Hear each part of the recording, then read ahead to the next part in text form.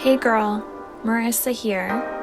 You are listening to the Codependent Dummy podcast. As a young woman, you have been raised, reinforced, and rewarded for putting the needs of others above your own. Now, in your 20s, you're finding yourself exhausted, exasperated, and enveloped in shit relationships, especially the one you have with yourself. Codependency is a way of being where we put the feelings, wants, and needs of others above our own in an unconscious attempt to meet our own feelings, wants, and needs.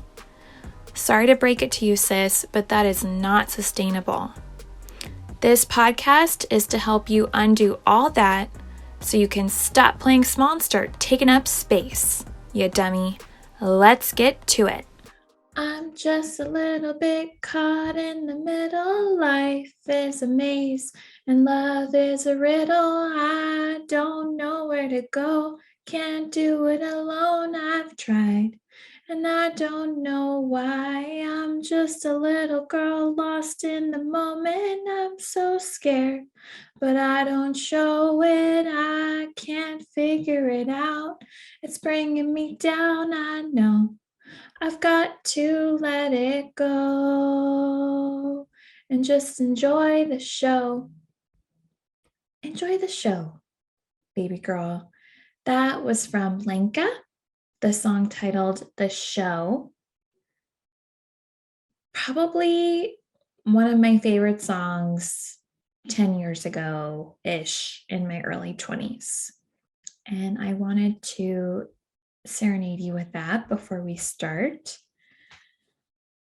I'm curious if you relate to the lyrics. Are you a little bit caught in the middle, baby girl? Can you not figure it out? Are you scared and lost in the moment?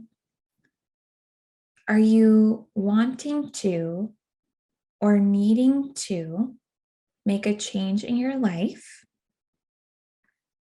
but just not able to do it? I totally get it.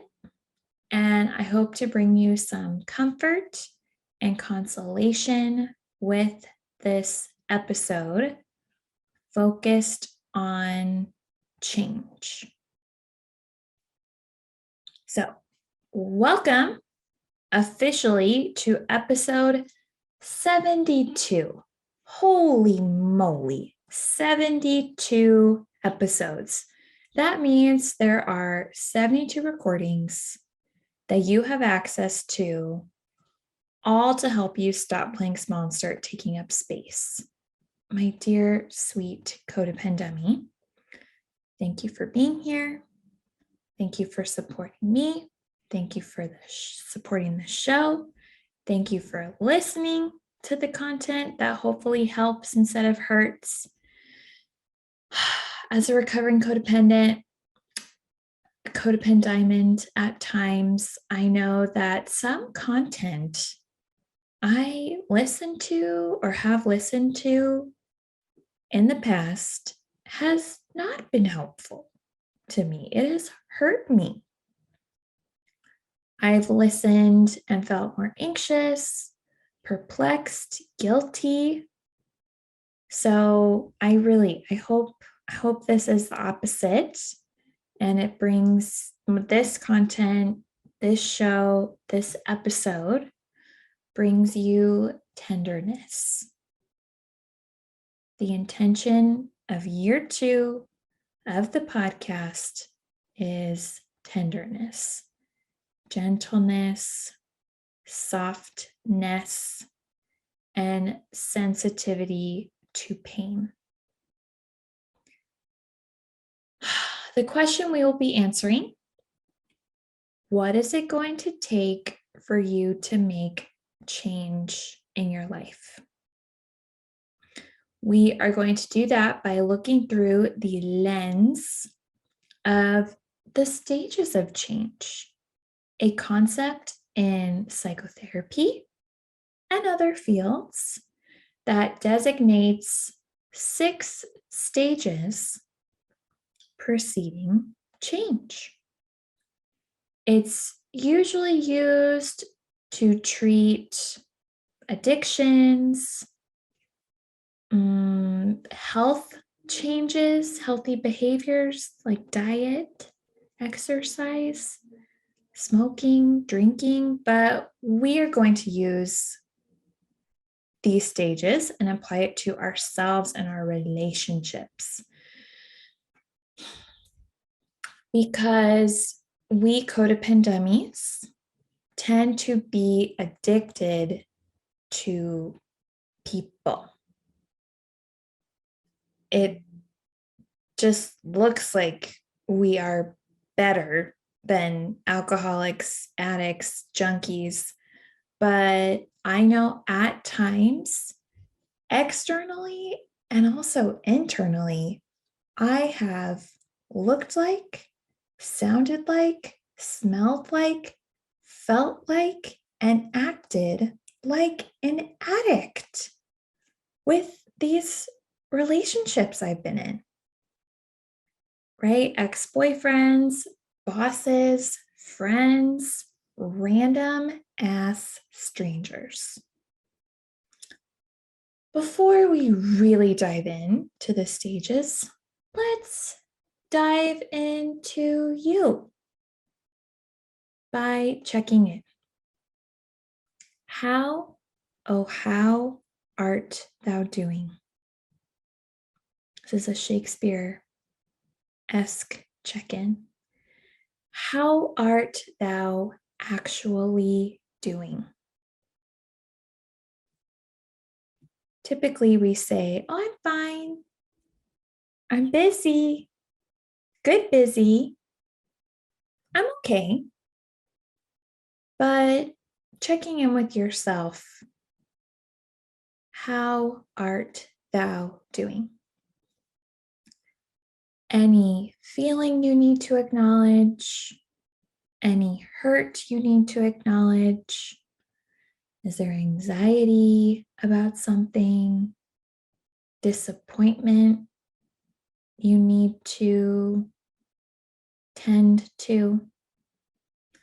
Are you practicing your self-care? If so, great. If not, any tweaks you need to make this week? This has been an ongoing issue, but I go to bed early, but then sometimes I stay up and I read stuff or listen to a podcast that isn't bedtime listening. And I am preparing this episode. I need to acknowledge that I'm working that. I need like right before bed, laying in bed, going to bed. No looking at events coming up on cool event websites. No podcast about something unrelated to a sleep meditation. No, we're just like, go to bed. Go to bed. So I'm working on that. Right, checking in. That's me checking in with myself on one thing. And I want you to check in with yourself. Try to do it daily. Journaling, sitting in meditation, drawing, doodling. Could create a self-dialogue internally or an audio recording.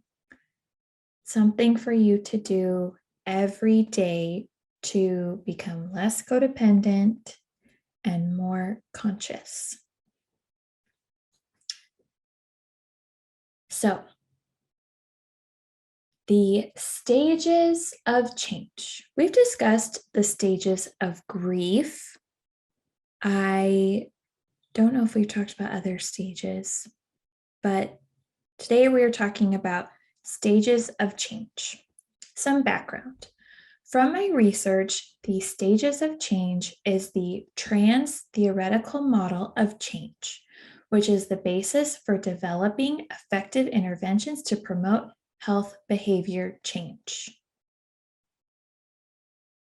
That basically means It's a concept, it's a map, it's a diagram that shows what most people tend to go through in order to make change, right? To promote a health behavior change or a behavioral change, like we codependence, okay? The trans-theoretical model by Prochaska and DiClemente was distributed, shared, discussed, published in 1983. It was the first to describe how people modify a problem behavior or acquire a positive behavior. So changing something or adding something which is a new change. Typically, the stages of change include 5 stages with an asterisk and a potential 6th. And they are: first stage, pre-contemplation; second stage, contemplation; third, preparation; fourth, action; fifth, maintenance; and the 6th, with the asterisk, is relapse. So relapse is not necessary, but it often happens where we regress to a previous stage, preparation, action, on our way to maintenance. When I first learned about the stages of change, it was in graduate school. It's almost been 10 years. I started graduate school in 2013. Amazing, incredible. And it was about that time when I was introduced to the stages of change. And at that time, it was strictly applied to those struggling with addiction and alcoholism. But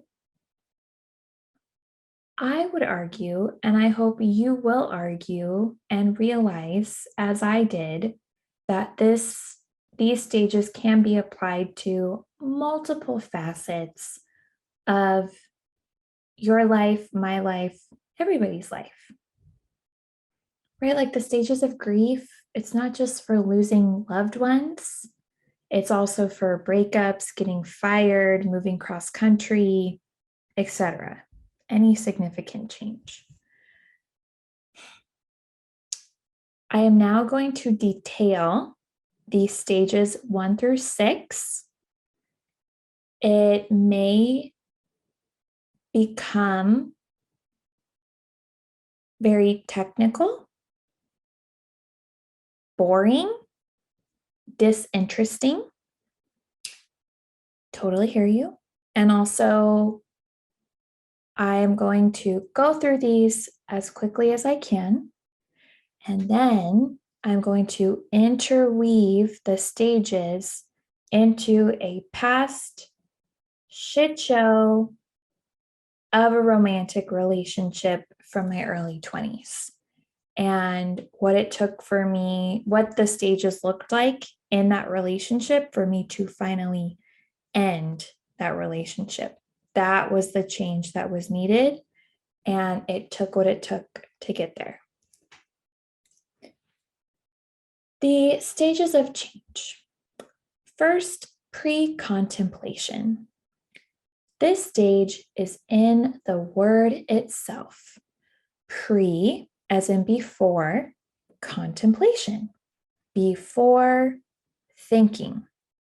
As in you are not even thinking about it. In this stage, you are not intending to make a change, take action, or do much of anything for the foreseeable future. In relation to another person, a codependent relationship,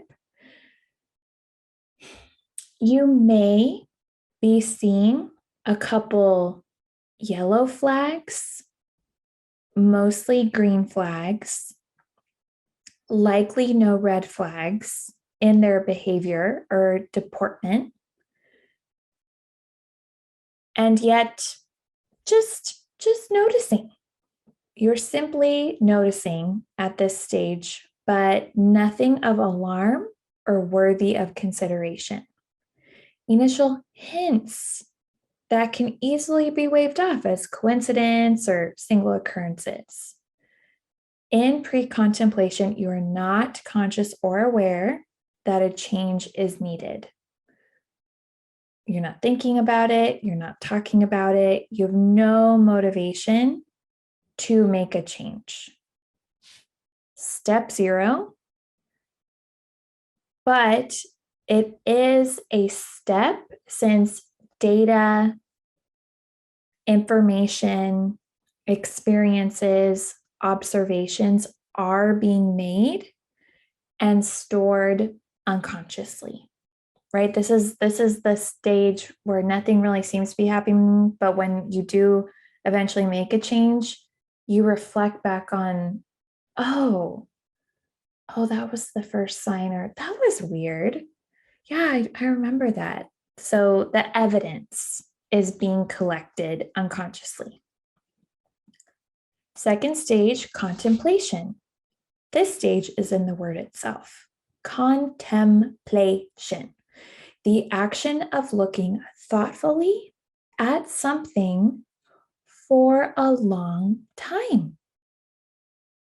That is literally what contemplation means, or deep reflective thought. In this stage, you have gone from 0 to awareness that a potential change is needed.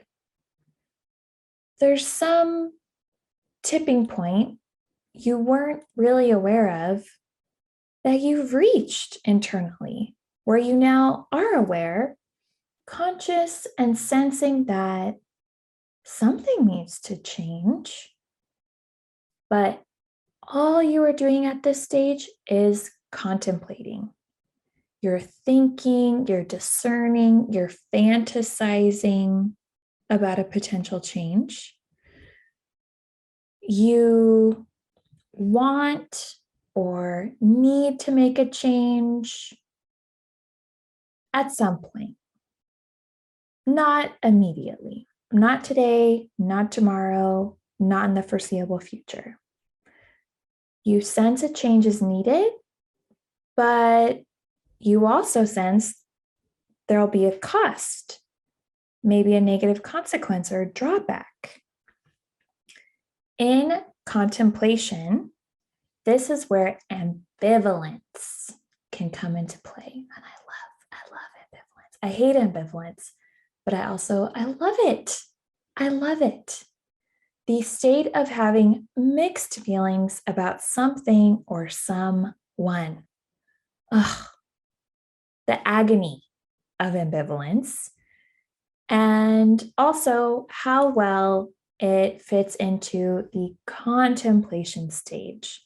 So if you're ambivalent, if you're thinking about a change, if you're sensing a change needs to be made, but not really doing anything about it, it is okay, baby girl. You are in the contemplation stage. Procrastination, overthinking, all up in your head. Data, information, observations are all still being made, likely on two ends, right? In favor of change or out of favor. Yes, change is needed. No, it's okay. So you are thinking, you are contemplating, data is being collected. Third stage, preparation. This stage is in the word itself. You are prepping, you are preparing yourself to take action sooner than later. There is a sense of urgency here. There is some internal pressure, an impulse, a need to make a change. A plan is made, a letter is written, a to-do list is created, a book is purchased, etc. In preparation, you have recognized a need for change, and now you are internally and externally on your own doing things to address it. This is at least with codependency, a individual solitary piece. Nothing is really changing on the outside, but the wheels are churning internally that need to address, to change, to bring up, to confront. Fourth stage, action. Pre-contemplation, contemplation, preparation, action. External changes, modification, or actions are taken to make change. This stage is observable, it's explicit, it's external, that you and likely other people will experience.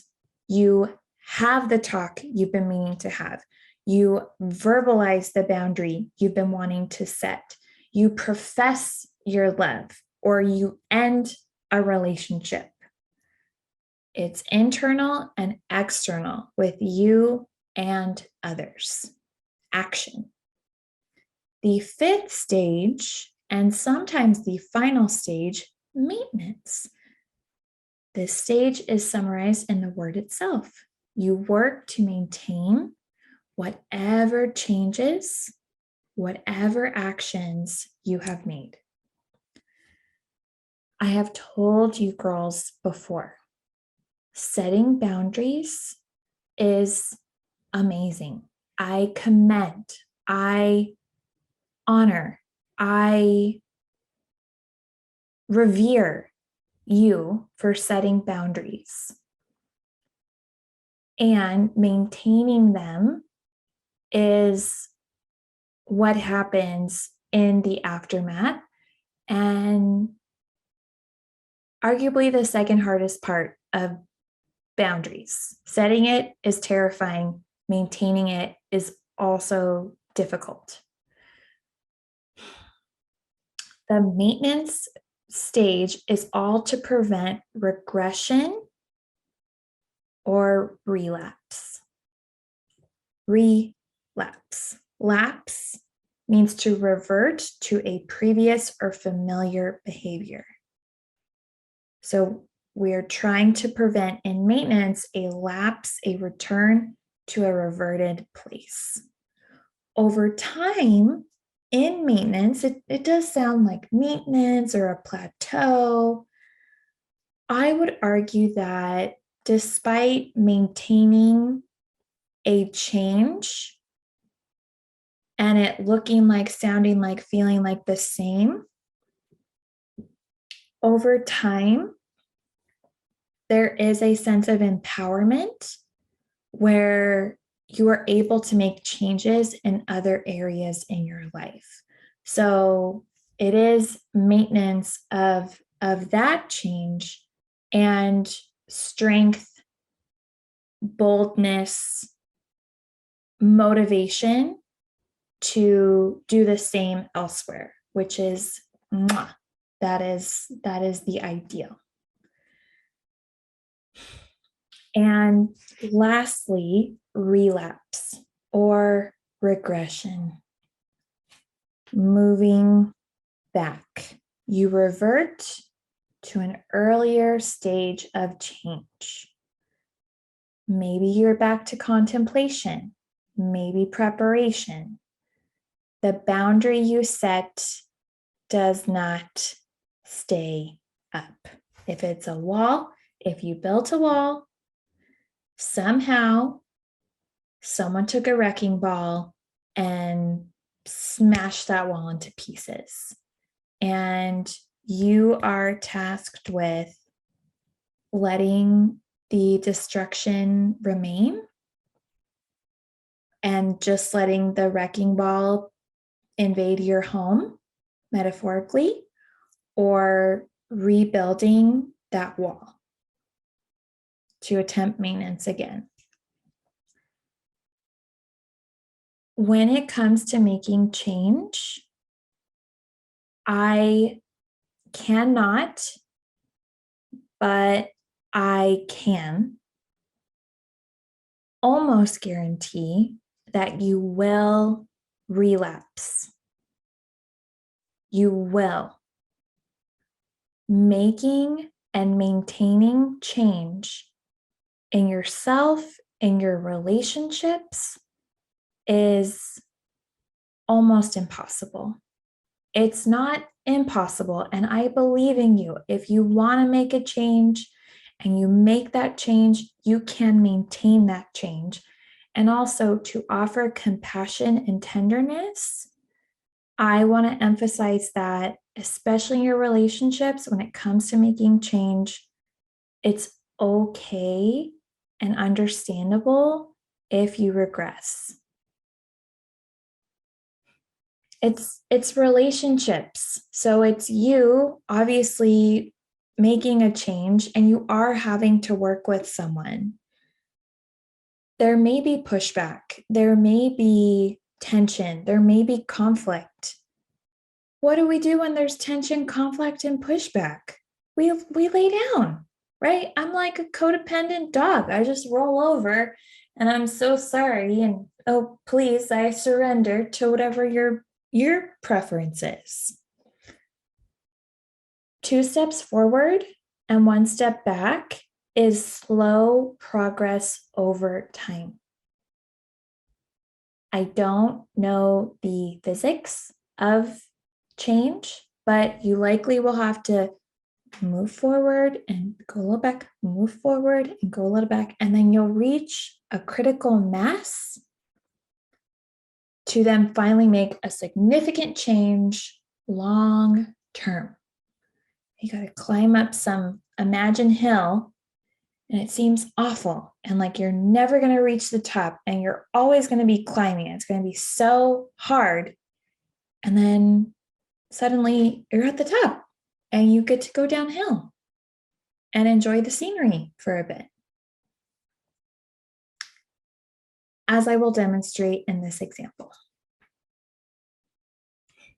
Applying the 6 stages of change to my past relationship with a homeless dude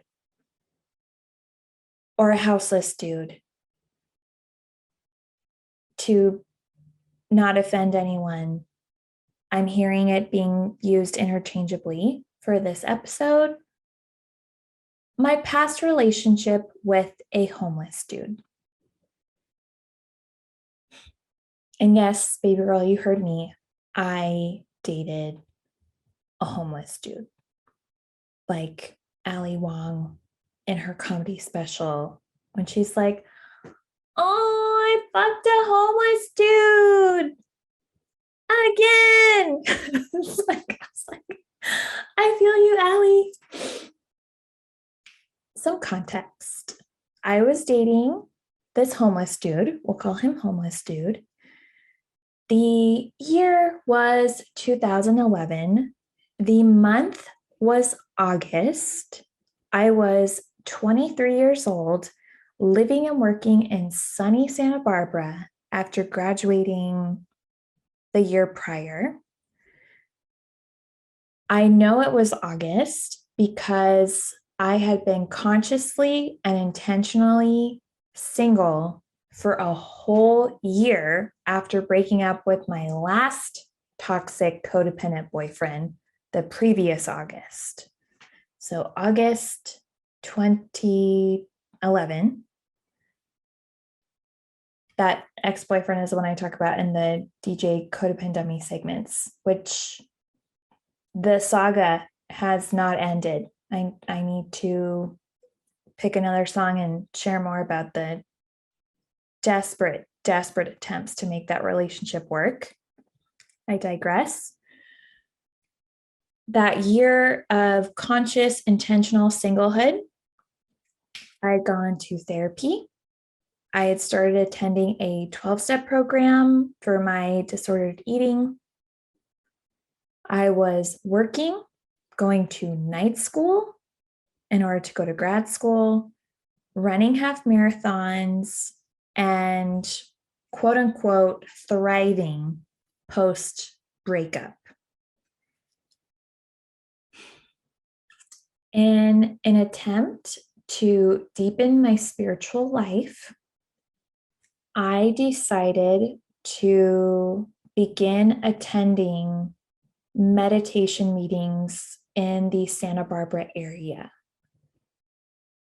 including an Alcoholics Anonymous meeting. Since I was in one 12-step program, I figured I could go to a meditation meeting in AA's 12-step program. They do welcome visitors. I was working on deepening my spiritual practice. It was a win-win. I got to this meeting at a church, parked, walked in, and was greeted by the typical makeup of an AA meeting in my experience at the time, which were several older people in their late 40s, 50s, 60s, maybe even 70s. And I am the young, youthful 23-year-old. Which was often my experience. And oh, hello. Hi, Marissa. I'm visiting from another program. Oh, yes. Yeah, no, I'm here for the meditation meeting. Oh, nice to meet you. Okay, thank you. And in walked this man boy who I think he was in his late 20s. He might have been 30, early 30s. But there he was, this young, youthful, sober alcoholic, homeless dude. I didn't know he was homeless at the time. So I thought to myself, Marissa, you cannot fall for the first sober guy you meet. You can't. But I did, baby girl. I did. I fell for the first sober young guy I saw.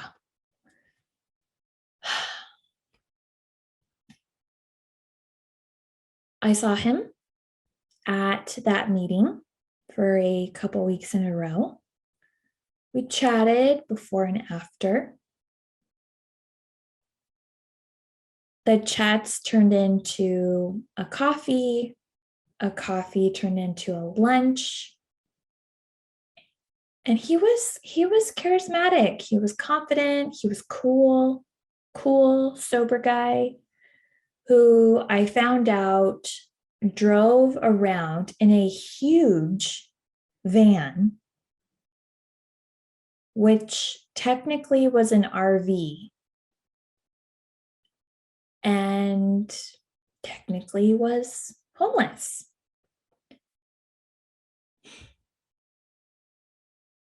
And I continued thinking that was cool, an alternative. Coffee, lunch, maybe another lunch, and after some time, a kiss.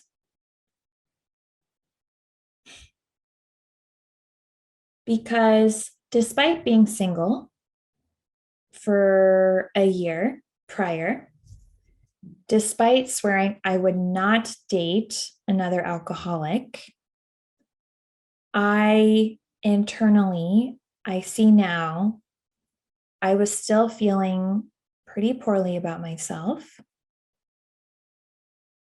I had no self-worth, very little self-worth, very little, very low self-esteem. I was codependent. And even though he wasn't drinking, the relationship very much resembled my previous toxically codependent relationship with an active alcoholic. I'm going to continue to share about this relationship by interweaving the steps. It started like this. This is how the relationship started. And you will hear that it ended due to multiple attempts on my part to break up with him, me cussing him out for our final breakup, which was not my best moment, and him stalking me for years. I was going to say for months, but I was like, no, actually it was more than 12 months. So definitely got into the years mark.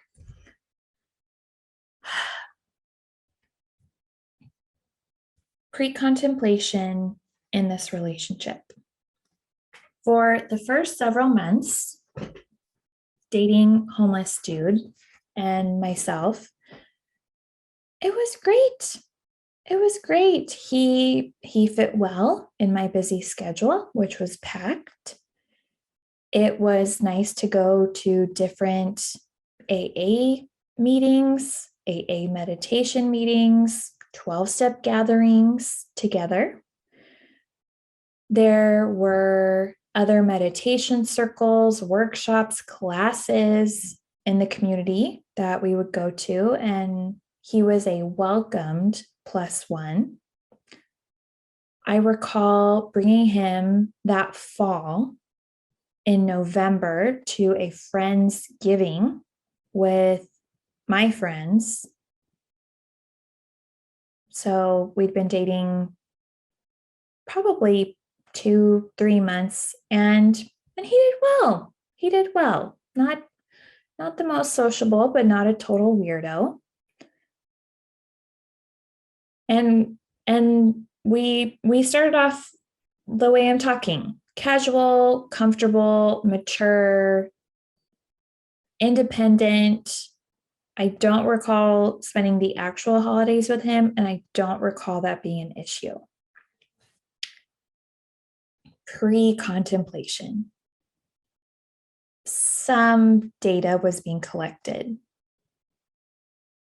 i.e., he's homeless. He didn't have a job.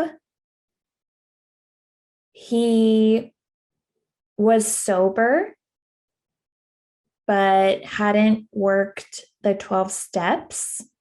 So in AA, they would label that a dry drunk. He hadn't done the work. I don't believe he was attending therapy. And sometimes we would go too long for my preference in not communicating. A day, a couple days, we're dating casually, we're mature, and also acknowledge my existence. Respond to my text message. Homeless dude. Again, pre-contemplation. Mostly green flags, couple yellow flags, no red flags. Next, contemplation. I started to look thoughtfully at him and his behaviors for a while. I started to reflect deeply on the relationship. I wasn't conscious of it, but I was continuing to collect data to answer the following question: to be or not to be in a relationship with this homeless dude? That was the question.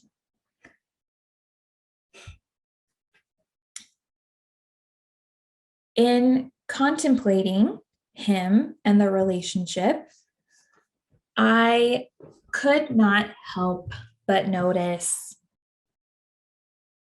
he was homeless, definitively homeless. He was homeless. And I believe he showered at a gym, parked his RV at the beach or a church, and sometimes he smelled like he lived in his car. And I tolerated that because I was in the contemplation stage. He didn't have a place. He was late 20s, maybe 30, no job, no bueno. And yet I rationalized it as cool.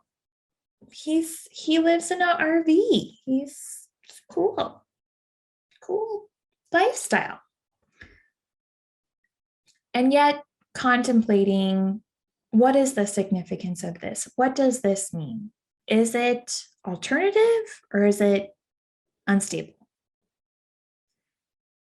I also thought our healthy, independent, you do you, I'll do me vibe that we had was helpful, and yet he really would and did disappear for days, whole weekends, whole stretches of a week. No answering, no texting, not at the meetings.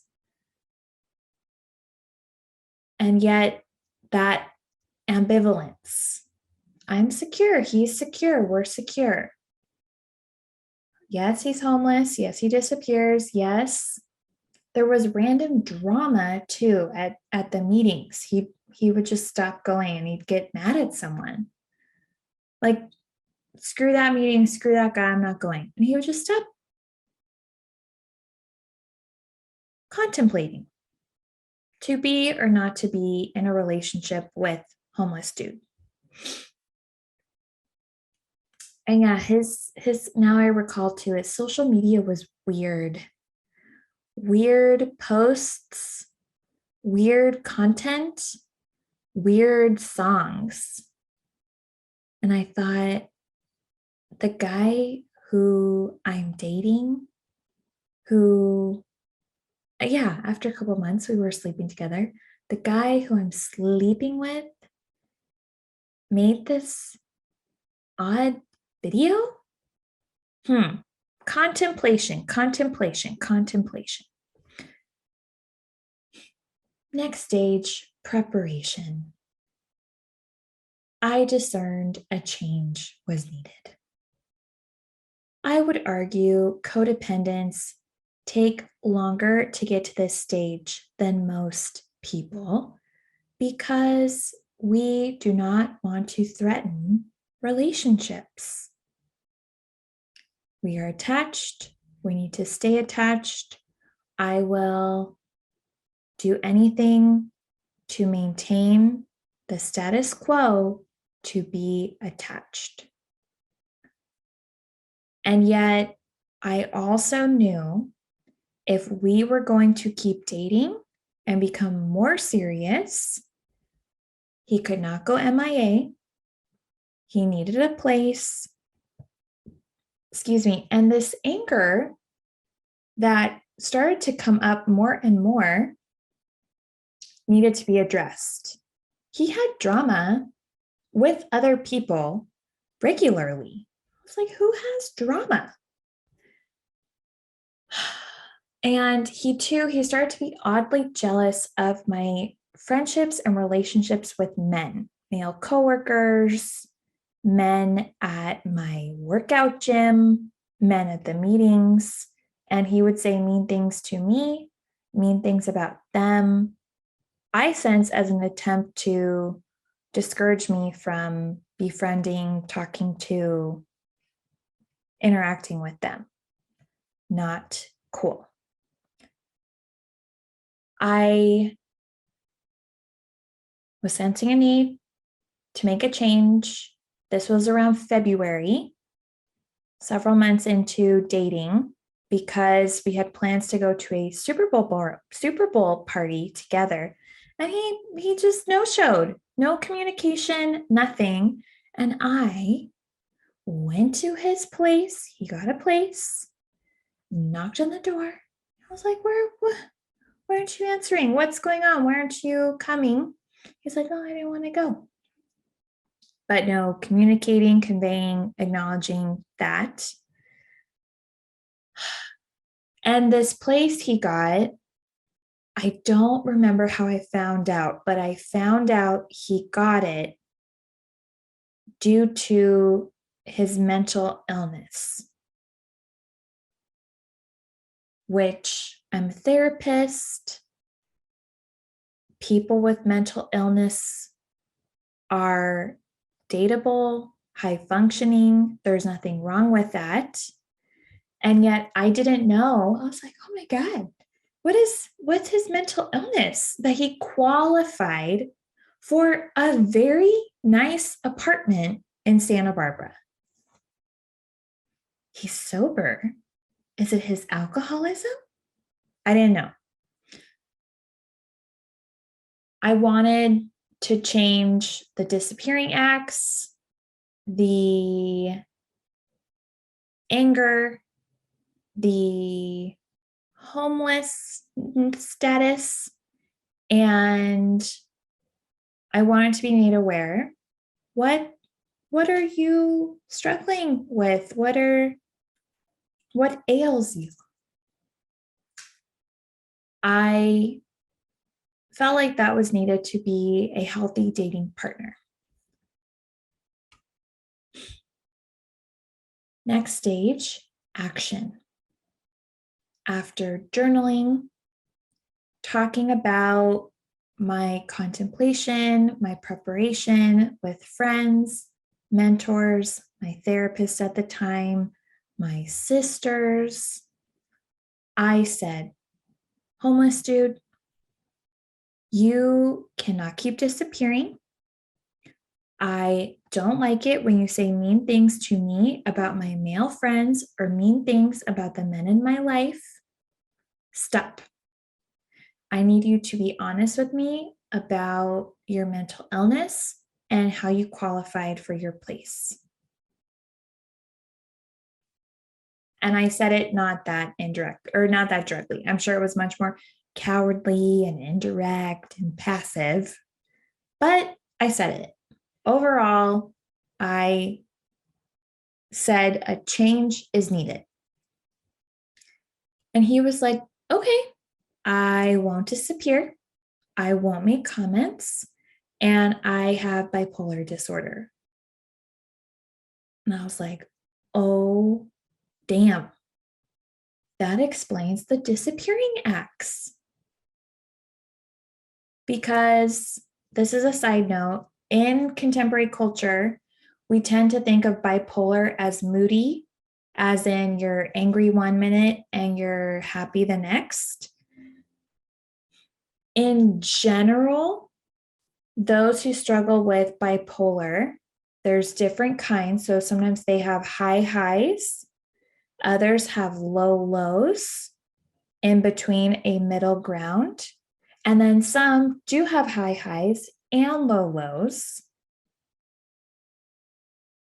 And they tend to be moods or an affect for longer periods of time. Not sudden changes, but couple days depressed, couple days manic, several days depressed, several days manic. So those times when this homeless dude would disappear were often either or. Sometimes he was manic and off on a creative high, making content, or they were sometimes when he was very depressed, withdrawn, and not wanting to talk to anyone, including me. Oh. So I verbalized the changes needed. He took action. He agreed, and we moved forward into maintenance. However, the things he agreed to didn't really happen. A week went by. He made a mean comment about a male coworker. 2 weeks went by. He disappeared for a handful of days. And I was like, what the fuck? We just talked about this. I literally just said, you cannot do these two things in order to be in relationship with me. And you just did that. And yet this is the work, baby girl. It is setting boundaries. It is speaking up. It is verbalizing your needs and then doing what you need to do to ensure that it's honored. And it takes a lot of courage, takes some big ovaries to do that. Just because we say something, we finally say something, we finally speak up, does not mean that it gets honored. To be or not to be in a relationship with this homeless dude. That was the question. I was back to contemplation. I relapsed. I didn't end it after the mean comment. I didn't end it after he went MIA for a couple days again. So back to contemplation. Do I bring it up? Do I not bring it up? I don't think I brought anything up. It happened again. And then I went to the other extreme, right? Screw it. Screw him. I'm done. I'm out. Bye-bye, homeless dude. And yet, I was a codependent dummy with no self-worth, very little self-esteem. And he's supposed to meet all my unmet needs so I can be securely attached to him while being my authentic self, right? Wrong. That is wrong. But that's what I unconsciously was hoping for. And we broke up and got back together probably half a dozen times. That's 6 times over a few months. 6 makeups and breakups and torturous, self-denying, self-mutilating, self-torturing breakup and makeup behavior on my part. I would dump him and he'd be at the meditation meeting. Oh, fancy seeing you here. Then he'd apologize. We'd go hang out. I'd invite him over. We'd be back together. He stopped by my work unannounced. He left notes on my car. He went to my 12-step meetings. He was an alcoholic. He was not dealing with disordered eating like I was. He went to the community meditations I had first introduced him to. that were really mine. That was my territory. And I thought it was so romantic that he was stalking me. I was flattered. I would find a note. I'd see his car at a meeting. As I pulled up, he stopped by my work, and I thought it was the cutest, sweetest thing.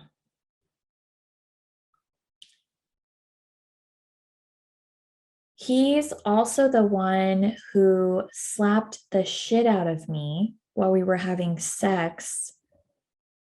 And I believe that was during one of the makeup stages, the relapse stage where we had broken up. That did happen. I did not say anything because I was shocked.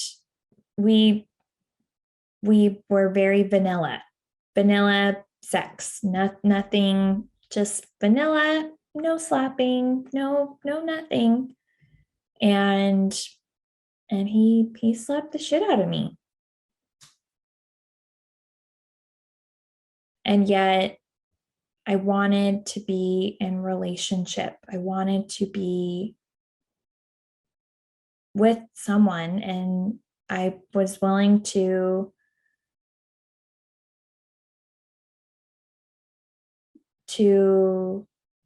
accommodate that slap, the stalking, the disappearing acts, the meanness, the homelessness, to be in relationship. And this isn't included in the stages of change, but I did come to this realization while preparing this, and there was external pressure.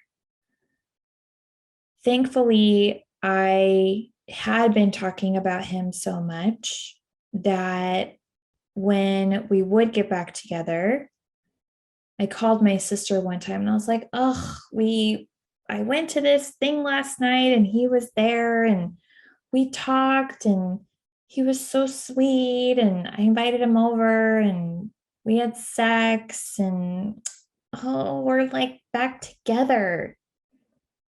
And she said, Marissa, you are such a desperate bitch.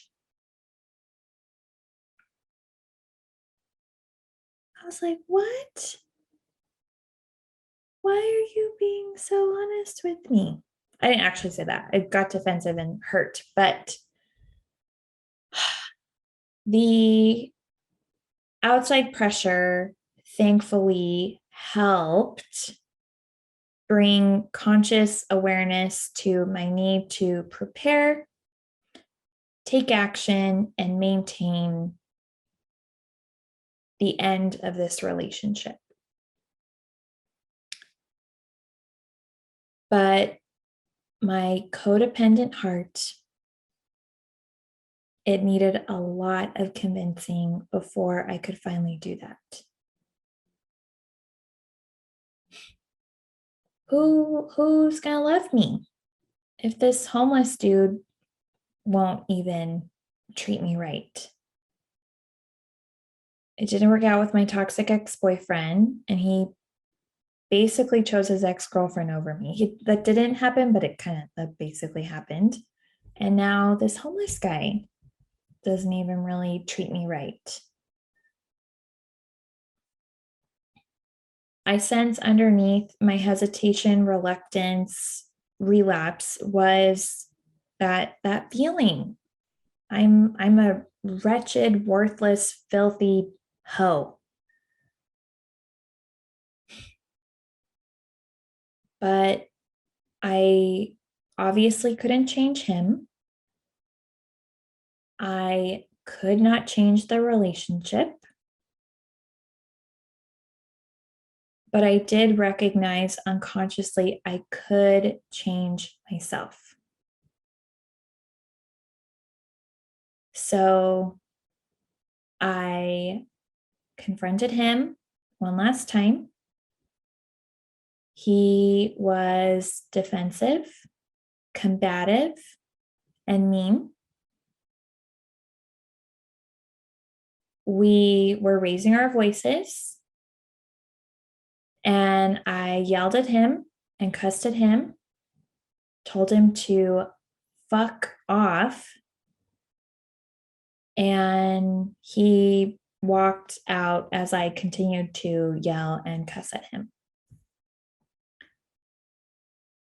The stalking attempts continued for years. Car, work. He sent stuff to inappropriate addresses. And thankfully, if and when he did make those attempts, I had changed enough internally that relapse was not possible. The necessary critical mass for empowerment, for courage, for sensing that I am worth more than this, that there have to be other fish in the sea besides toxic alcoholic or non-alcoholic boyfriends, sober boyfriends. And I thankfully made that change and maintained not being with him. And now I'm married to a great guy. I'll share about him more in the future, but it's night and day. It is night and day. Homeless ex-boyfriend, loving husband, night and day. You, my dear sweet codependent listener, you can have the same change with whatever you're struggling with today. I believe that. I believe in you. I know it's hard, but you can. You can create, maintain, and sustain positive change.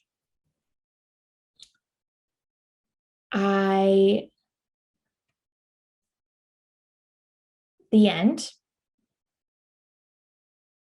I have some questions for you. If you want to tap the show notes, you can check them out to reflect on what you've heard thus far. One of the questions I will read here: what, if any, step can you take to move forward into the next stage?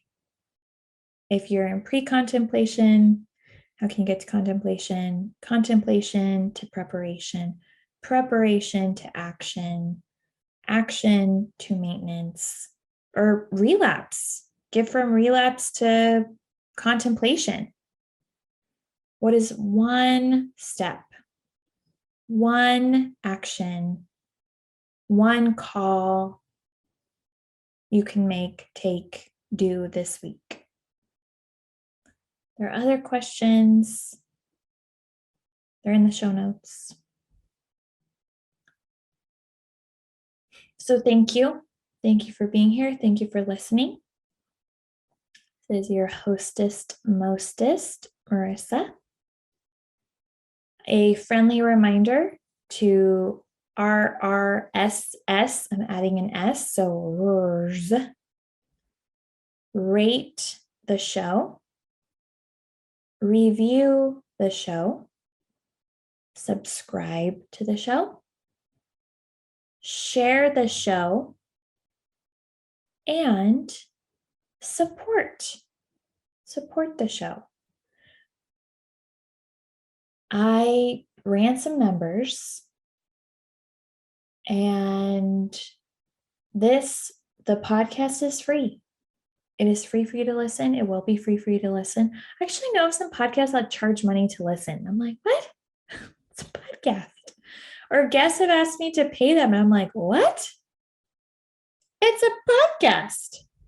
So it's free. It will remain free. And yet it is not free to make, baby girl. This is not free.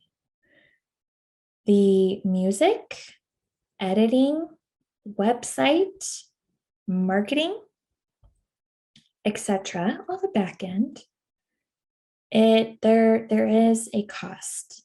So if you would please consider supporting the show, you can make a donation. I set up a PayPal link. It is in the show notes and on the website, codependummy.com. There's a donate button on the bottom of the homepage and also in the contact. I guess that's a way to contact me. Please consider making a donation to help with the show, since it is a labor of love. I would appreciate it and appreciate your consideration. If you're wanting to do more than listen, you can check out codependummy.com for the free self-validation challenge, learning how to validate your goddamn self. Or you can purchase the Confiding Codependummy 30 Days of Journaling Prompts for a less codependent and more conscious you. Check out the recent episode with Molly, our beloved listener, her sharing about her experience with that. And if you would like to work with me one-on-one, that is available. You can email Marissa at codependummy.com to dive deeper. Maybe you're stuck in a stage of change, contemplation, preparation, relapse, and you need help getting out. I can offer that. So thank you for listening. I love you, and I will see you all next week. Hey girl, it's Marissa again. I'm not like a regular podcaster, I'm a cool podcaster, right? Thank you for listening and staying till the end. You can find me on Instagram at Therapy with Marissa. Email me, Marissa at codependummy.com. Check out codependummy.com for more information on the show. And baby girl, a subscribe, rating, and review would be much appreciated. Till next time, I want you to remember, if you are feeling unseen, I see you. If you are feeling unheard, I hear you. And if you think that you don't matter, know that you matter to me. I want you to go out there so you can stop playing small and start taking up space, you dummy. And now, the disclaimer. Girl, this is not therapy and I am not your therapist. This podcast is designed to provide accurate and authoritative information in regards to the subject matter covered. It is given with the understanding that neither the host, publisher, or guests are rendering any legal, clinical, or other professional service. If you want or need a professional, please find one.